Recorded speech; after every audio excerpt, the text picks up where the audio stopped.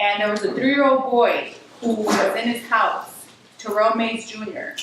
And then he was in the house with his siblings. They heard gunshots. So they had a plan of what to do when you hear gunshots, kind of the same plan that I have with my son during football season at the park. Run upstairs and go to the hiding spot.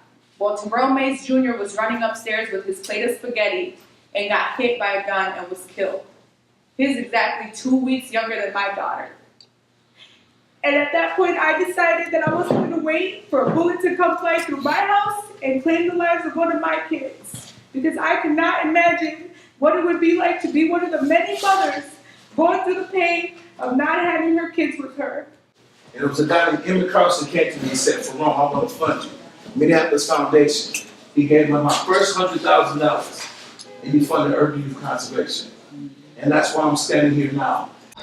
This is Sheila Regan, and we're here at Neighborhoods Organizing for Change for a community meeting about gun violence in North Minneapolis. So this is about Protect Minnesota, and what this is about how people are affected by gun violence. And we got a lot of stuff going on at the Capitol in terms of what new bills are being introduced and how people are being affected by gun violence, and how there's a huge push to stop mass incarceration for people of color right now. Well, we're asking them to take a look at particularly a certain bill.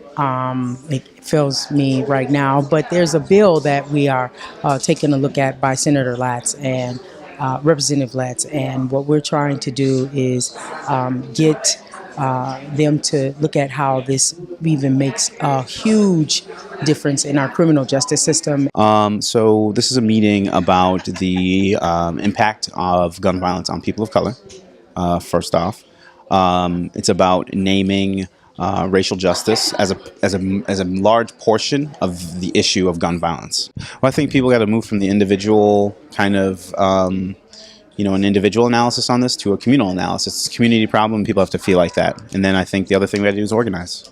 And every year when we start football season, I have to have a conversation with my son about what to do if he hears gunshots. And to me, I'm not okay with that. And it pisses me off that that's a conversation that I have to have with my son, and I'm pretty sure I'm not the only mom that's going through this. North Commons is just one of the many parks in North Minneapolis, and things need to change. Well, it initially started, I became interested because I had a niece, a 15-year-old niece that was killed with a gun. She picked up a gun that was loaded in a glove compartment and just playing with it and went on. This happens so often. And I have a 6-year-old grandson, and I think about gun violence all the time with him. The 6 and 7-year-olds were killed at Sandy Hook, for instance. And so I just gotten more and more involved in it, and the more I see the tragedies. It's kind of hard because before I got into really changing my life around, I had a different kind of life. And how I earned the nickname Queen was from that different kind of life. But I was in the car with some people in a van, and there was guns and ammunition everywhere. And we were going to carry out an action. And the police wind up pulling us over, and people jumped out of the van and ran and left me sitting with the guns. So what they wind up doing was telling me that if I went back out in the streets and bought a MAC-10 and a MAC-11, which are semi-automatic guns that they're not supposed to sell in my neighborhood, that they would lessen the time for me, right? So I wind up having to do some time, but not like, like I could have got 15 years for what I got caught with. Even though I haven't been in no crime for like 15, 20 years now, I'm still nervous from what the police could do to me. The police stopped me one day. It was a girl that was in there from Detroit. She had just got up there, and I was talking mess to the police like, I don't got nothing, so I wasn't worried about it. Like, man, what did you stop me for? I got license and insurance.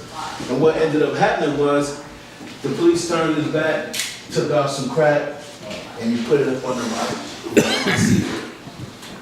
So when he put it up under my seat, I'm in the back seat looking at him doing all this, and I'm like, is he really finna try to set me up? Like, I couldn't believe it, because I really, that never happened to me. It happened to all my friends, you know, different things happened.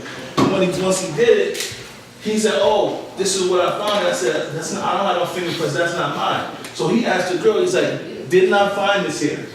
And she was so scared, she said, yeah. You found that right there.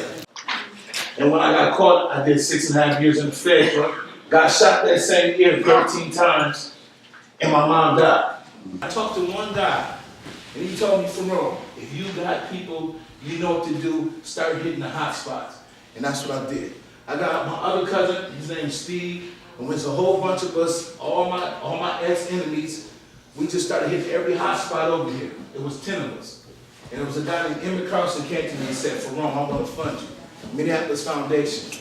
He gave me my first $100,000, and he funded urban youth conservation. And that's why I'm standing here now. It's because I knew that I had to change my life to show the guys that I used to look up to and the guys that used to look up to me to show them that it can work. And you can do this without selling drugs. Like, just, I don't know what the words are, but I'm ready to see the correlation of like community and politics and leadership development and all of that intersect with each other and just create a unified front where we are approaching the issue.